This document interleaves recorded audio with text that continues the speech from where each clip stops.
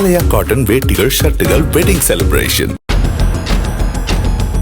சென்னை வியாசர்பாடியில் பெண் ஓட்டிச் சென்ற ஸ்கூட்டரை இடித்ததாக கூறி கார் ஓட்டுநரை மிரட்டி ஜிபே மூலம் பணம் பறித்த ரவுடிகள் இருவரை போலீசார் கைது செய்தனர்.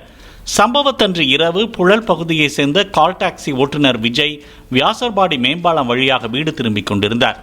அப்போது தனக்கு முன்னால் சென்ற பெண் ஸ்கூட்டருடன் கீழே விழுந்ததை பார்த்து தூக்கிவிட சென்றார்.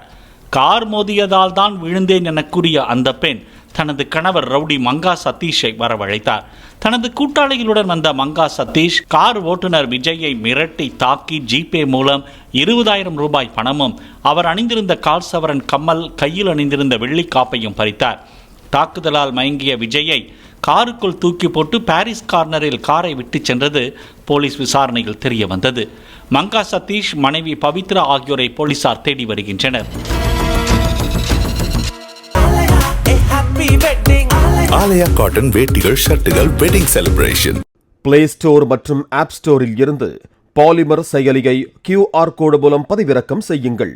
செய்திகளை உடனுக்குடன் பெறுங்கள்.